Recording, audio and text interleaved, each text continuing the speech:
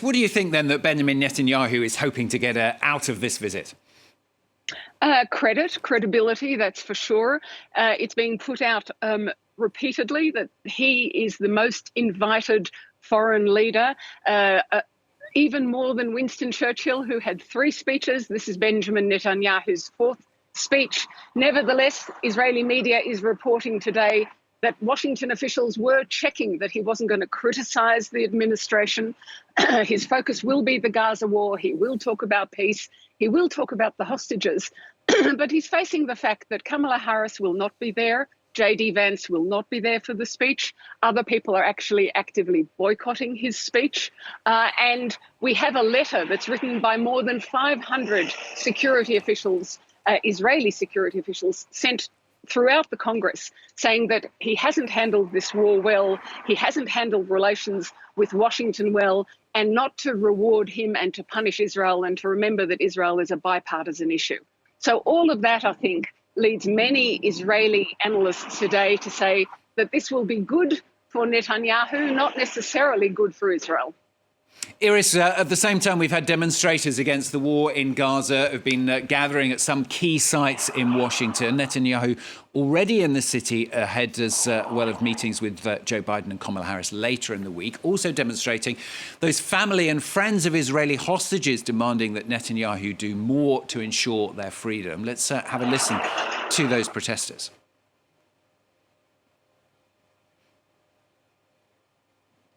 World to be a better world for everybody, for the people in Gaza that are good, for the people in Israel that are good.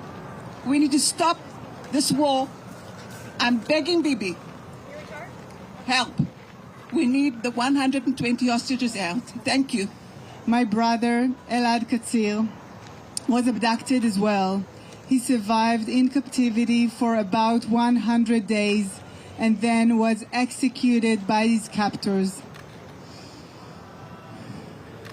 A deal could have saved his life, just as a deal saved my mother's life.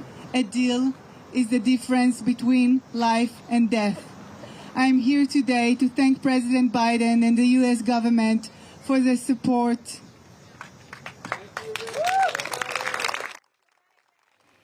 Well, Irris Makler is still with us. Irris, the friends and family of those hostages in the US, of course, seeing this visit as a real opportunity to get their point across.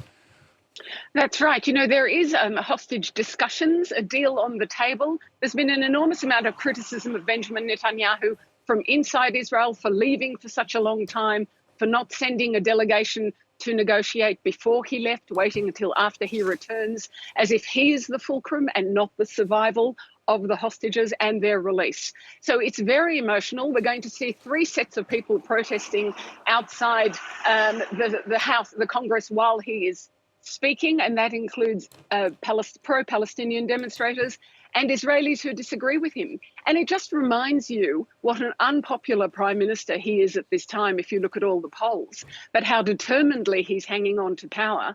And I think if he were able to deliver a hostage deal, and it does seem to be in his hands, because most of the security service chiefs and military chiefs say they're in favour now. So it is in his hands, and I think if he could deliver it, it would increase his popularity, but maybe not amongst his right-wing partners. So all of that spread out for the whole world to see in Washington at this moment and with this speech today. Irris, thanks so much. Irris Makler joining us there from Jerusalem. And